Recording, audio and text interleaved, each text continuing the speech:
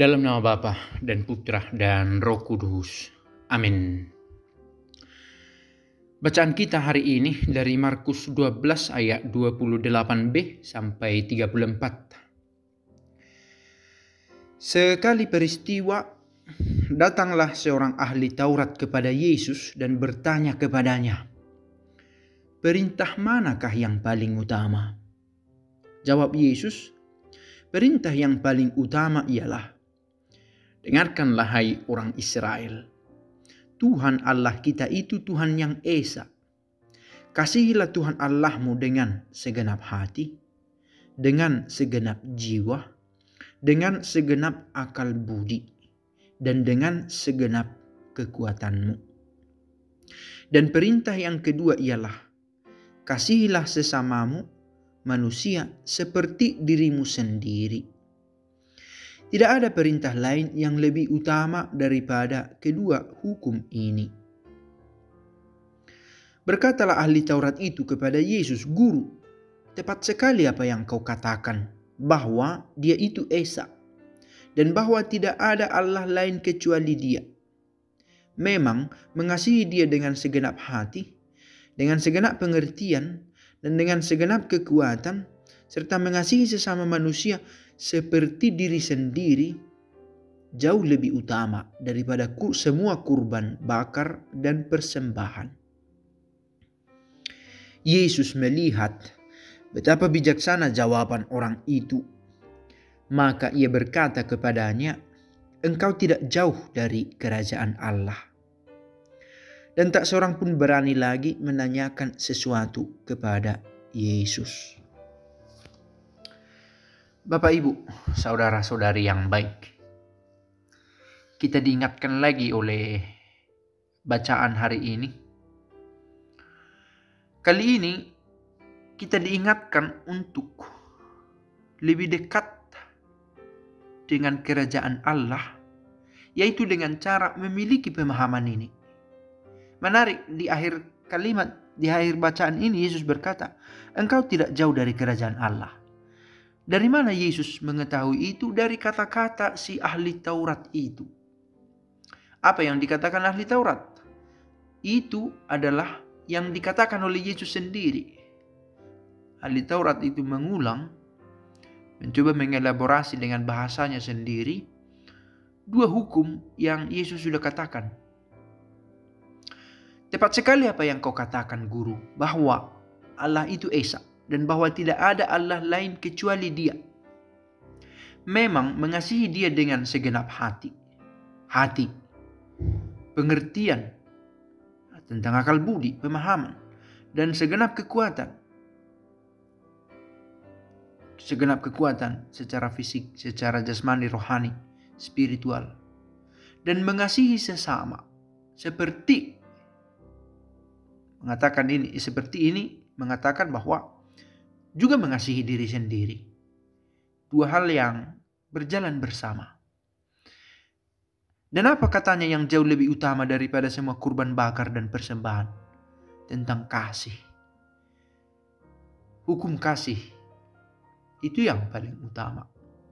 Nah, mengetahui hukum ini membuat seseorang tidak jauh dari kerajaan Allah. Mengetahui, ya. Di sini tidak dikatakan bahwa si ahli Taurat itu terbukti sudah mempraktekkannya. Tidak dikatakan. Hanya dikatakan bahwa si ahli Taurat mencoba merumuskan konsepnya tentang apa itu yang lebih utama, yaitu kasih tadi kepada Allah sesama dan diri sendiri. Dan Yesus yang mendengarnya melihat betapa bijaksana jawaban orang itu, sehingga tidak jauh dari kerajaan Allah. Demikian kata Yesus. Nah, kita melihat bagian awal ini.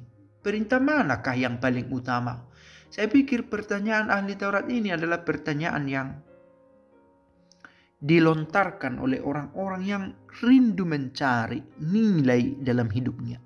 Apa yang paling utama dalam hidup ini? Saya pikir pertanyaan ini pertanyaan yang memang harus hidup dalam diri setiap orang. Saya pikir dalam perjalanan waktu setiap orang, hidup setiap orang, ada kerinduan mencari ini. Mungkin dirumuskan dengan cara berbeda, tetapi selalu mencari apa sebenarnya yang saya butuhkan, apa yang sebenarnya yang terutama. Dan ini bahkan sudah dibahas dalam era sebelum zaman Yesus hadir di dunia ini. Sudah ada juga. Dalam filsafat-filsafat Yunani sudah juga dicari apa yang terutama. Nah, dari antara banyak jawaban, saya pikir sebagai seorang Kristen pantaslah dan wajarlah jawaban ini menjadi jawaban kita juga. Mengasihi Allah dan mengasihi sesama.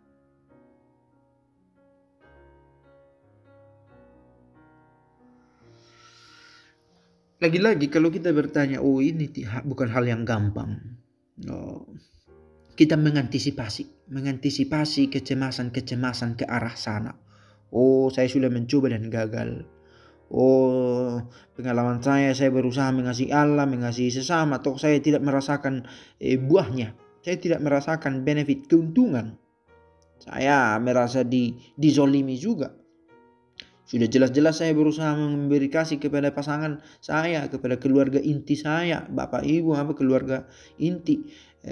Pergi ke gereja sebagai tanda mengasihi Allah. Toh hasilnya tidak saya temukan.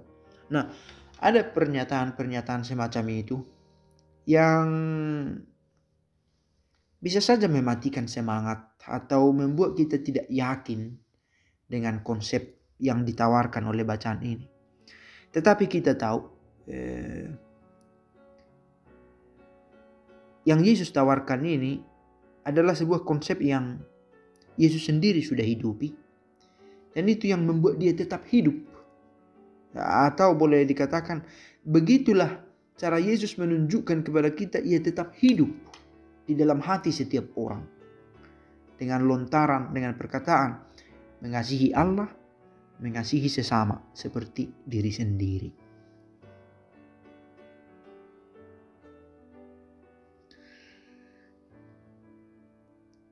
Kita barangkali berada pada level yang serupa dengan ahli Taurat ini.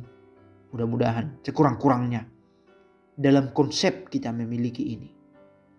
Dan semoga juga kita dituntun dalam perbuatan oleh Roh Kudus sendiri untuk sanggup menghidupinya. Sekalipun barangkali kita pernah mengalami kegagalan memaknai atau kegagalan melaksanakan, kita memulai lagi untuk memahami apa itu mengasihi Allah sebenarnya. Apa itu mengasihi sesama. Dan kalau rasanya itu tidak cukup terang, kita awali dengan pertanyaan ahli Taurat tadi. Apa yang paling utama yang saya cari dalam hidup ini sehingga saya menemukan nilai, sehingga saya menemukan makna dari setiap perjalanan, dari setiap pencarian yang saya lakukan, sehingga saya mensyukuri langkah demi langkah yang saya miliki dalam hidup saya. Apa yang terutama? Nah, bila ternyata pertanyaan ini tidak dengan gampang kita temukan lontarkan, kita sampaikan kepada orang-orang sekitar, dan kita tidak merasa puas dengan jawaban-jawaban, kita bawalah pertanyaan ini dalam doa juga. Kiranya dan harapan kita dua jawaban yang sama akan disampaikan kepada kita dengan cara yang lebih personal. Artinya jawabannya kita yakin tentu sama tentang kasih, tetapi kiranya dalam doa kita akan muncul jawaban yang lebih kena kepada kita, yang lebih personal, sehingga kita sendiri tahu bahwa memang mengasihi Allah dan sesama seperti mengasihi diri sendiri adalah nilai yang terutama, hukum yang terutama. Semoga Bapa kami yang ada di surga, dimuliakanlah namamu, datanglah kerajaanmu. Jadilah kehendakmu di atas bumi seperti di dalam surga. Berilah kami rezeki pada hari ini. Dan ampunilah kesalahan kami seperti kami pun mengampuni yang bersalah kepada kami. Dan janganlah masukkan kami ke dalam pencobaan, tetapi bebaskanlah kami dari yang jahat. Amin. Dalam nama Bapa dan Putra dan Roh Kudus. Amin.